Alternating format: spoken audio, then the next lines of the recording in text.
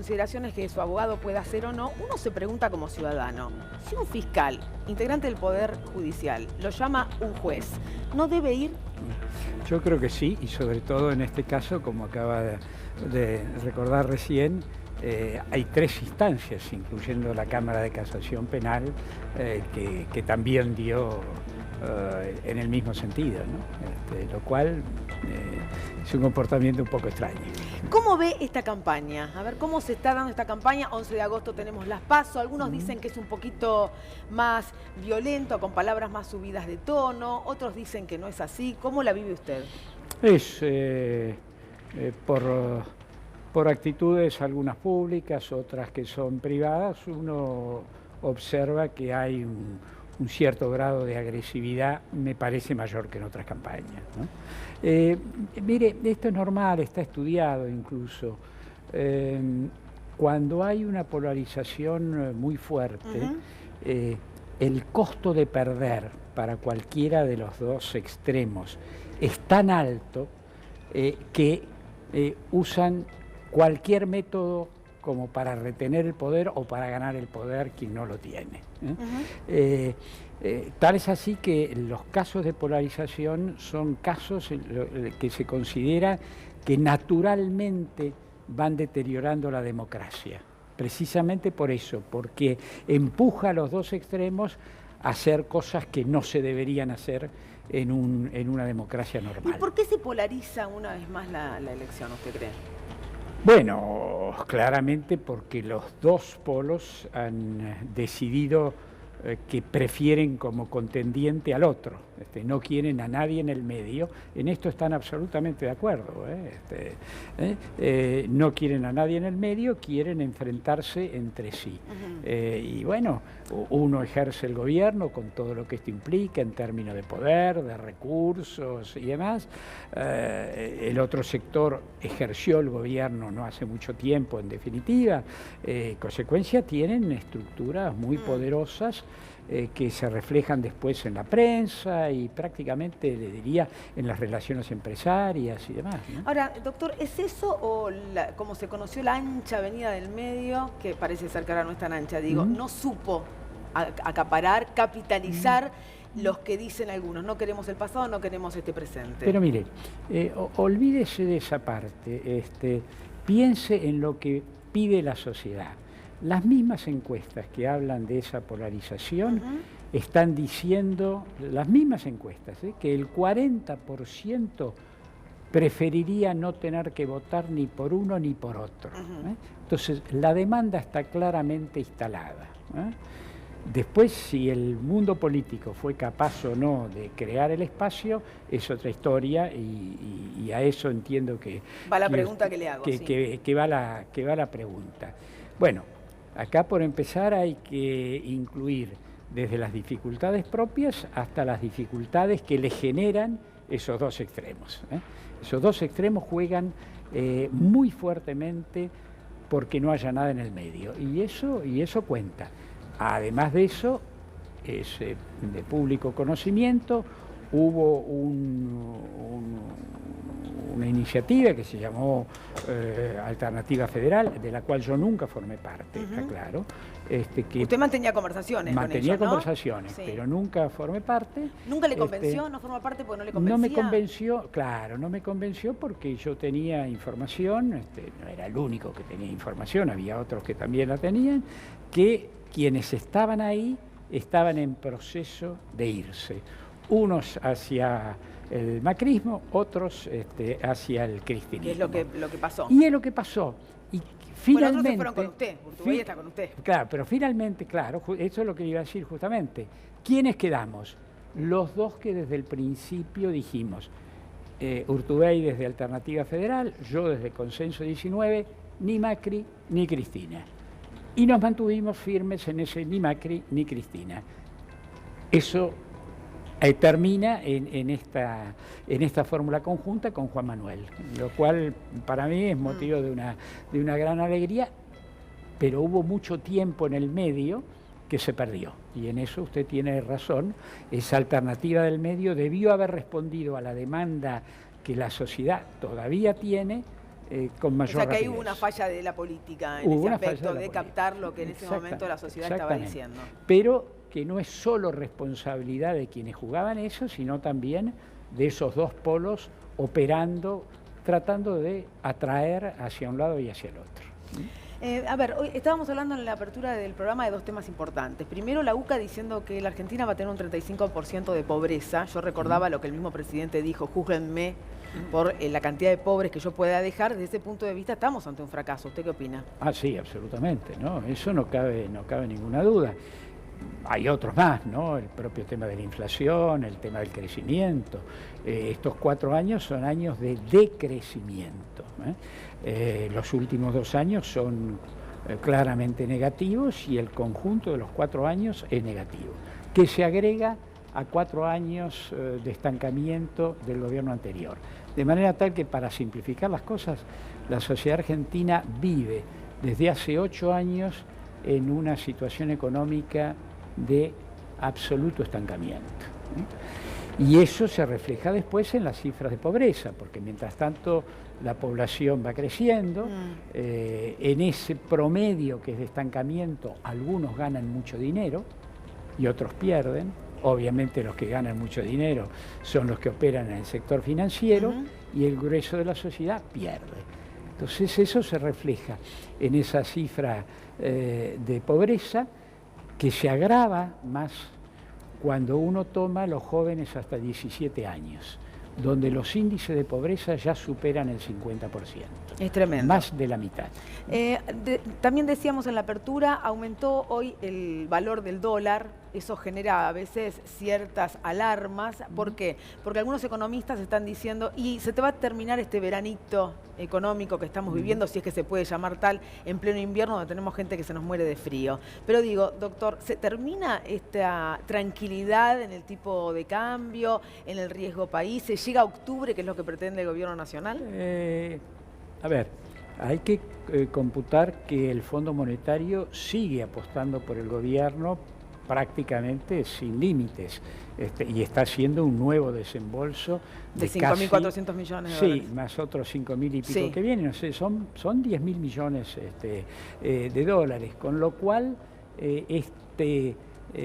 esta calma artificial, porque es una calma artificial, puede, salvo acontecimientos políticos muy desestabilizadores, puede mantenerse. Ahora, ¿le sirve al país? ¿Le sirve a los ciudadanos? No le sirve. No le sirve. No le sirve porque los ciudadanos ya han vivido esto muchas veces. Es decir, cuando usted se sienta artificialmente sobre lo que nosotros llamamos los economistas variables, pero que son datos, en algún punto eso rebota. Fíjese la contradicción del gobierno. Los mismos que han dicho qué escándalo haber mantenido fijas las tarifas durante tantos años, que ciertamente crearon problemas, son los que ahora se sientan sobre el dólar y hacen lo mismo. Es decir, elegir un dato, en este caso el dólar, y con él contener todas las tensiones o buena parte de las tensiones que la Ahora, el mismo fondo que hace los desembolsos advierte sobre ciertas cuestiones, menos crecimiento para el 2020, volatilidad en estos meses electorales respecto del tipo de cambio, entonces... Pero ¿sabe qué? Es un juego ese. Perverso. Es un juego perverso que, le digo, me tocó tratar mucho tiempo en con directo. ellos del 2002 en adelante. Por un lado, le conceden al gobierno y le dan un apoyo político enorme. Por el otro lado, los burócratas se cubren poniendo más o menos aquellas cosas que ellos saben que se acercan más a la verdad que lo que habían predicho antes. Entonces ahora se cubren diciendo, bueno, no, la tasa de inflación va a ser más alta, el crecimiento va a ser menor. Va a ser menor, incluso en algún momento puede que no haya directamente el crecimiento, con lo cual sería un 9º año consecutivo. Ese juego tiene mucho que ver con la vida interna del fondo. La verdad, lo que importa es el desembolso, y el desembolso lo hacen. A ver, ¿qué país va a recibir el próximo presidente de la Nación? Sea Mauricio Macri, que en definitiva puede reelegir, o usted, o el que sea elegido por los argentinos. Agustín tiene algunos datos precisos, así que voy a él. Agustín, contanos qué país vamos a tener en diciembre. Bueno, vamos a repasar algunos datos, variables, como decía recién Roberto Lavagna, que describen un poco el cuadro de situación, también para usarlo como disparador, a ver cuáles son las propuestas que tiene como candidato a presidente y además economista frente a esta situación que vamos a describir en un conjunto acotado de variables. Mirá, la primera de ellas, la pobreza. Vos acabás de mostrar que, según estudio de la UCA, se proyecta un 35% de pobreza, dato alarmante. Otro dato muy importante, deuda pública en relación al Producto Bruto, que hoy por hoy se ubica en torno a un 90%. Eso es una fuerte carga de la deuda. El desempleo, que hace poco tiempo atrás estaba en torno al 7%, el último registro da cuenta de un 10,1%. Volvimos a las dos cifras de la tasa de desempleo. Otra cuestión importante, las ventas minoristas. Esto se conoció hace unos días atrás, pero refleja el comportamiento de la principal variable que explica el crecimiento económico, el consumo. Marcaron las ventas minoristas una caída de 12,2%, el último dato, pero se acumulan de esta manera 18 meses consecutivos, un año y medio de variaciones negativas.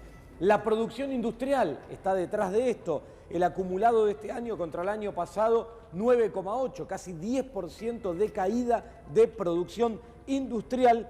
Y otro dato muy importante que tiene que ver con todo esto, la tasa de interés de referencia que fija el Banco Central en torno a un 60%. Pero si te parece, vemos una placa y lo usamos como disparador, a ver si Roberto Lavagna nos puede dar su impresión sobre esto, que tiene que ver con la deuda. Bueno, la que quería mostrar era la del perfil de vencimientos, pero que tiene que ver con la deuda, ¿sí? El perfil de vencimientos de la deuda que se concentra los próximos 4 años, que creo que es la clave que determina qué se va a poder hacer en materia de política económica para volver a crecer. Cuando Roberto Lavagna asumió el Ministerio de Economía, en su momento la economía ya estaba en default. En este momento hay que renegociar, tengo entendido, una deuda que todavía no está en default. ¿Qué es lo que se haría con esto? ¿Qué se haría con esto, doctor? A ver, por empezar, en el pasado lo que estaba en default era la deuda privada. No estaba en default toda la deuda con el fondo, claro, con el Banco Mundial, con el BID y demás, que se siguió pagando normalmente, pero efectivamente una parte no estaba. A ver, en el 2021 y 2022 vencen 57.000 millones de dólares solo con el fondo. Está claro que todos saben, empezando por el propio Fondo Monetario Internacional, que Argentina no está en condiciones de pagar eso. En consecuencia, hay que renegociar, y yo he insistido mucho en los últimos 2 meses pidiéndole al gobierno que, ya que tiene tan buenas relaciones con el fondo y con el gobierno americano, empiece el alargamiento de los plazos, que no renegocie condiciones y demás, pero sí un alargamiento de los plazos, cosa que podría hacer. Lamentablemente no lo está haciendo.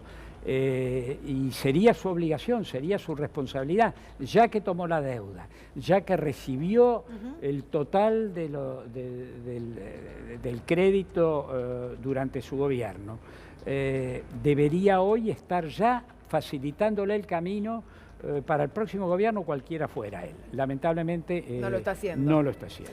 Ahora, un dato que yo agregaría a los datos que ustedes acaban de dar ahí recién. Se habla mucho de la obra pública. Claro. Ustedes vieron que ha habido hasta publicidad política importante con esto es real, esto es real. Presidente, sí. En el mismo periodo, en estos 6 meses, el monto pagado en intereses supera en 3,5 veces al total de lo que se puso en obra pública. Es el dinero que se va en intereses, para pagar la deuda. Ahora, las LEVAC, los LELIC, todas esas cosas que están en manos de un grupo muy reducido de personas.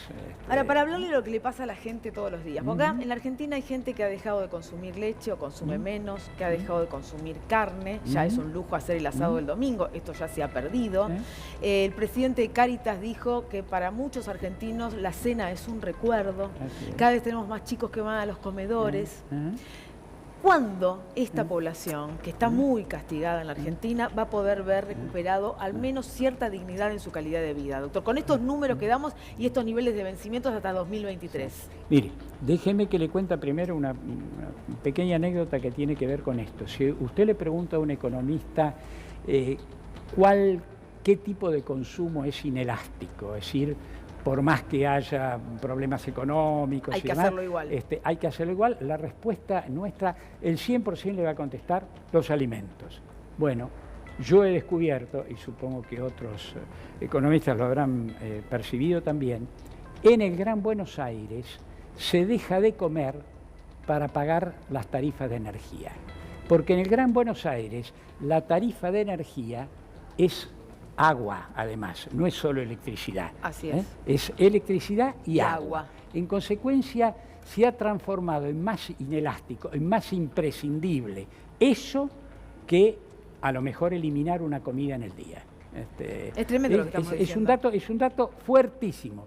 Yo cuando me lo dijeron la primera vez me costó incorporarlo. Pero bueno, después uno habla con más gente, chequea, pregunta.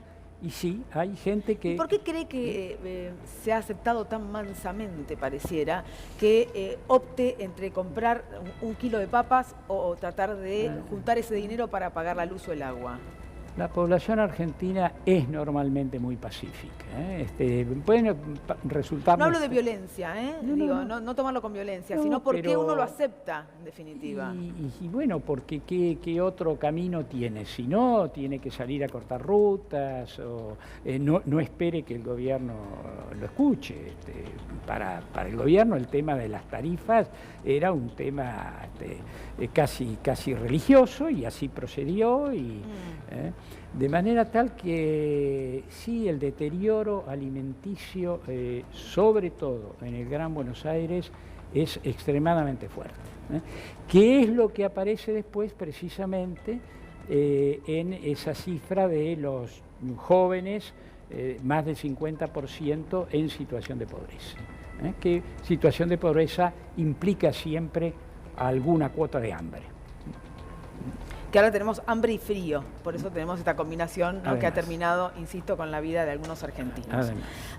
A ver, el otro tema importante, porque el fondo habla de reforma laboral y habla de reforma previsional, y se han escuchado en los últimos días empresarios que dicen, como por ejemplo Grobo Capatel dice van a tener que permitir que desaparezcan algunos sectores, o Crivelli diciendo que hay que permitir que se despida sin causa en industrias y comercios, o Coninagro diciendo hay que defender al empresario de aquel trabajador que no rinde porque está indefenso ante esta situación. Es decir, se está buscando una reforma laboral a la brasileña, se quiere que los trabajadores pierdan derechos, porque por otro lado, doctor Lavagna, el presidente sale a decir casi que los sindicalistas algunos son monstruosos, porque o son patoteros, o son mafiosos, o son sinvergüenzas. A ver, primero el comportamiento, y no quiero generalizar, de algunos empresarios. Sí, yo nombré específicamente los que lo dijeron. Sí, correcto, y hay unos cuantos más. Sí, claro.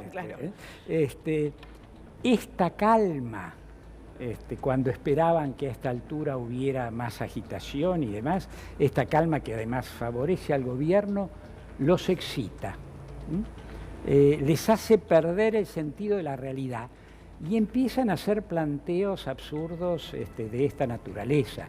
No va a haber este tipo de reformas si se llega al maximalismo que algunos de estos empresarios tienen. La gente no es plastilina, los ciudadanos argentinos no son plastilina que uno los cambia y los transforma de una industria en otra, y ya partimos de niveles de pobreza y de desempleo altísimos. Las reformas que hay que hacer, que algunas hay que hacer, solo pueden hacerse en el marco de una economía que esté caminando. En crecimiento. En crecimiento, no en una economía que lleva 8 años de estancamiento. Entonces, Si la economía camina, hay posibilidades tanto de acuerdos sectoriales como de acuerdos generales que modifiquen algunas cosas. Le voy a dar un ejemplo que parte de una provincia y de un sindicalista provincial. El Estado Nacional se colgó de eso, que es vaca muerta. Ahí se hicieron una serie de concesiones en términos de flexibilidad laboral, pero a cambio se crearon 30.000 puestos de trabajo. Entonces, allí donde se esté creando efectivamente trabajo nuevo y trabajo con muy buenos salarios, además, ahí es posible hablar de todo. Y los primeros que van a estar de acuerdo de hablar seguramente son los sindicatos y los propios trabajadores. Ahora, en una economía parada, para que algún empresario gane un poco más, no tiene ningún sentido. ¿Y la reforma previsional? Es decir, tener gente que trabaje aún más años para poder jubilarse. A ver, la reforma previsional es de más largo plazo. Lo otro es algo que es más factible de hacer en cuanto la economía arranque. La reforma previsional es de más largo plazo en todo el mundo. Tiene que ver con el alargamiento de los años de vida. Todos los sistemas jubilatorios en el mundo están con algún grado de desequilibrio grave y todos están buscando alguna forma de ajuste.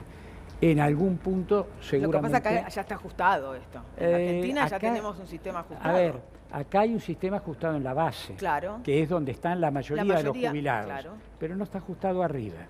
Entonces a lo mejor hay que mirar cómo hay que ajustar arriba para poder darle más a la gente de abajo. Darle un poco más. Pero esto no tiene que ver también con tener más gente activa trabajando para que esa base que sostiene el sistema tenga más ingresos. Por supuesto. Cada vez tenemos menos trabajando. Pero eso de vuelta, la economía caminando, ¿no? La economía funcionando. Por eso, cuando a mí me preguntan las primeras medidas, miren, las primeras medidas de gobierno son muy simples. Algunas ya, por suerte, algún otro de los candidatos la va tomando, lo cual es bueno porque muestra que ese camino del medio a veces ayuda a que algunos de los extremos tomen algo.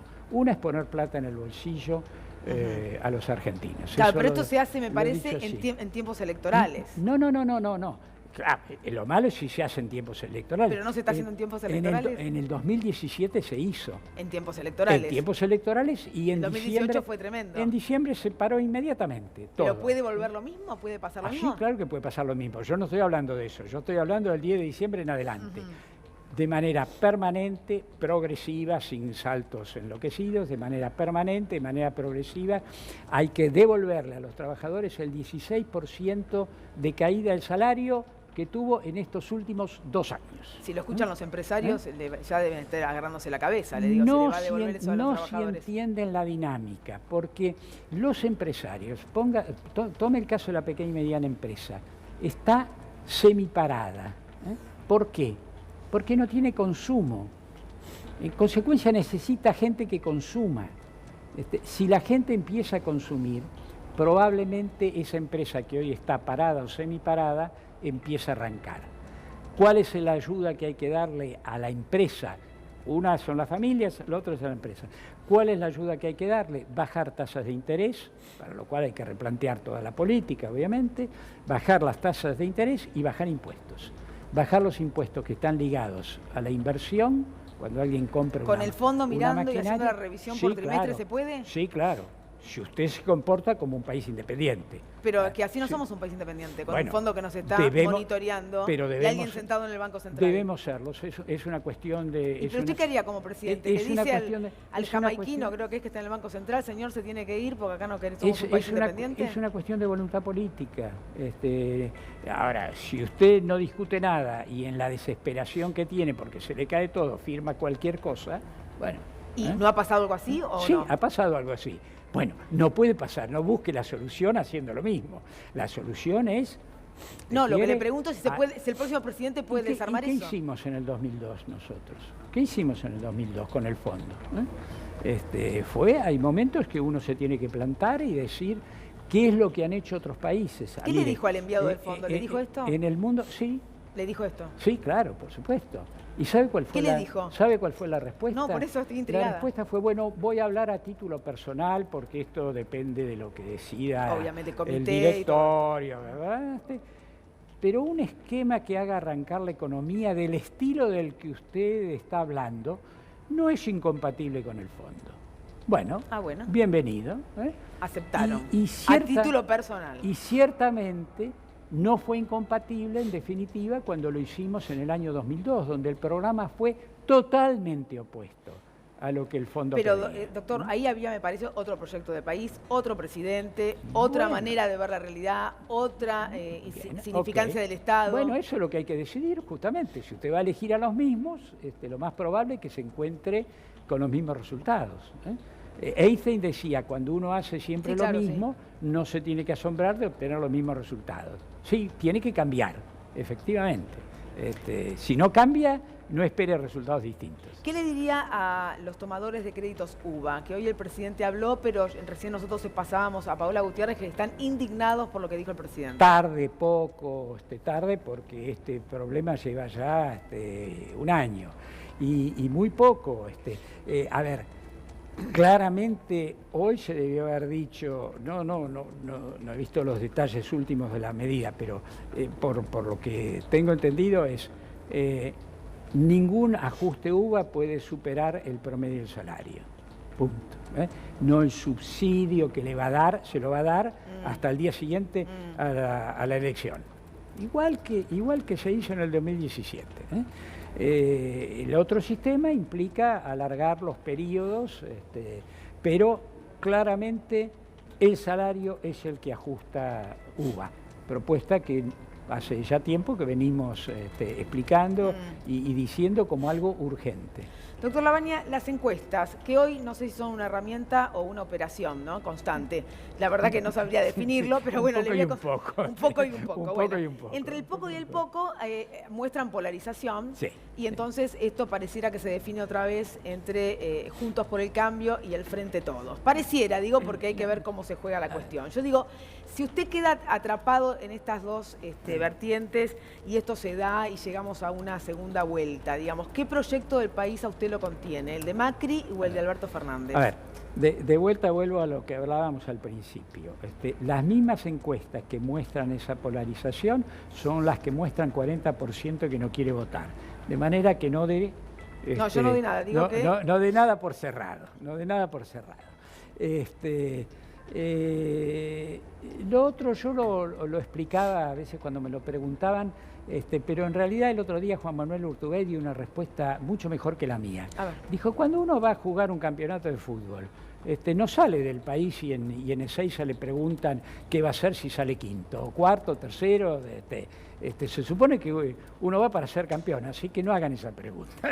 Bueno, yo sé que ustedes van para ser campeón, pero después la pregunta viene, si uno no lo logra, entiende. ¿a quién favorece o a quién llama a votar? ¿no? Entiendo. A ver, primer definición, todavía es muy temprano, pero la primera definición, ninguno de nosotros candidatos somos dueños de los votantes. Los votantes son ciudadanos independientes que pueden optar una cosa ahora, otra cosa después, y eso es lo primero que hay que respetar. Sí le diría, cuidado con esta idea del voto útil. El voto más útil hoy es al espacio del centro. Sí, claro, porque es el que cambia, los otros no cambian nada. Estábamos hablando de si cambia o no cambia. Estamos hablando de 8 años, 4 años de un gobierno, 4 años de otro gobierno. Tiene que cambiar y para cambiar tiene que votar distinto.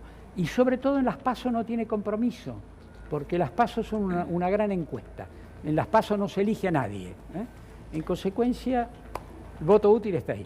Doctor Labaña ha sido muy amable, muchísimas gracias. Vamos a seguir hablando, doctor Labaña, de aquí a octubre tenemos varias oportunidades. Vamos a hacer la pausa, no hay otra historia. Enseguida nos esperan José Urtubey y Gabriela Cerruti. Con ellos estaremos hablando de otros puntos, aristas de la realidad, la política, las elecciones, la economía. Volvemos, quédate ahí, hay otra historia.